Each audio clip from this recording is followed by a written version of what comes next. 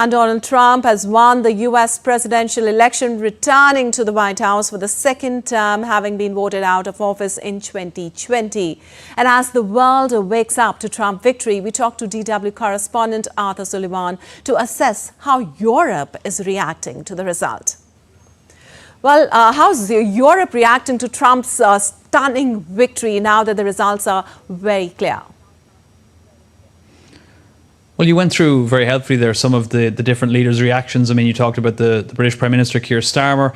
French President Emmanuel Macron has also extended similar sort of tone in terms of his congratulations. And what we're seeing with a lot of these messages, whether it's from Olaf Scholz or Mark Rutte, the Secretary General of NATO, I would say it's somewhat muted congratulations to Trump, but also very much emphasising the strong bonds between the EU and some of these nations and the US, whether they're economic ties. Certainly Ursula von der Leyen, EU Commission President, emphasised those economic ties very strongly in her congratulations. Also, all the leaders emphasising, the deep military and political cooperation that the US and the EU have had, and Europe, in fact, as a whole have had, as part of NATO, that military alliance, for 75 years. So I think it's important to add that in a lot of these messages, the tone is very much one of acknowledging Trump's victory and indeed doing something that Trump himself was unable to do in 2020 when he lost to Joe Biden in the election. He still can't accept that defeat, still doesn't acknowledge it. A lot of his supporters don't. And I think these leaders are making a point of saying, we're Democrats, we do that. We acknowledge defeat in an election when it happens. So I think there's a little bit of a message there. It's also important to note that a lot of Europe's far-right leaders, whether that's Viktor Orban in Hungary, Geert Wilders in the Netherlands, Giorgia Meloni in Italy, and indeed here in Germany, Alice Weidel of the Alternative for Germany, the AfD, they've all extended much warmer congratulations to Donald Trump, even talking about their common interests with his movement. Well, Arthur, contrary to the results, if we talk about why were the EU and most European leaders hoping for Harris' victory?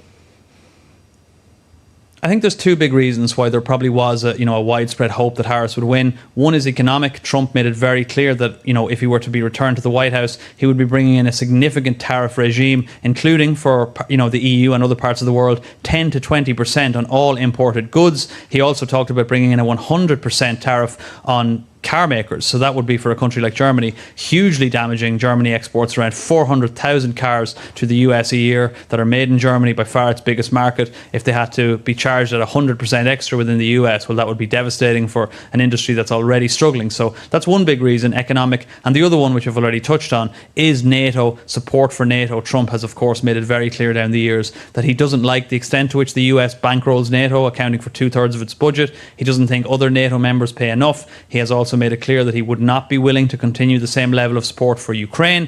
And so these are real concerns that European leaders have around his commitment to both Ukraine and NATO. And it goes without saying that Kamala Harris was very different on both these key issues. She certainly wasn't talking about levying tariffs on the EU, one of the US's most important strategic partners, and had reiterated time and time again her staunch support for NATO and indeed for continued support of Ukraine. So I think they're the two big reasons why European leaders would have preferred to see Harris, or certainly most European leaders would have preferred to see Harris prevail. Well, Arthur, marking their differences, will they be now able to find a way to work with Trump on the key issues? Well, I think they have no choice. They absolutely have to. And we see that as well in a lot of their messages. Their swift congratulations to Trump. At the end of the day, this is international diplomacy. This is international politics. You have got to work with other nations. And the reality is, regardless of who's in the White House, regardless of who's in office in certain European countries, these countries' ties, political, economic and otherwise, go back centuries. They're extremely important. They will endure beyond whoever's in office at a given time. And so it goes without saying, the work of these politicians is to maintain those ties. So they have to find a way. Another important point to add, there's been a first Trump term. They had 4 years of dealing with Donald Trump before. They weren't prepared that time. They really ought to be a little bit better prepared this time. They should know how to work with him a little bit. And I think there is an expectation that while there is anxiety, serious anxiety around some of the issues I've mentioned, that the work has been done in preparation for a second Trump term, and that they will, at least to some extent, be able to work with him on some of these vital issues.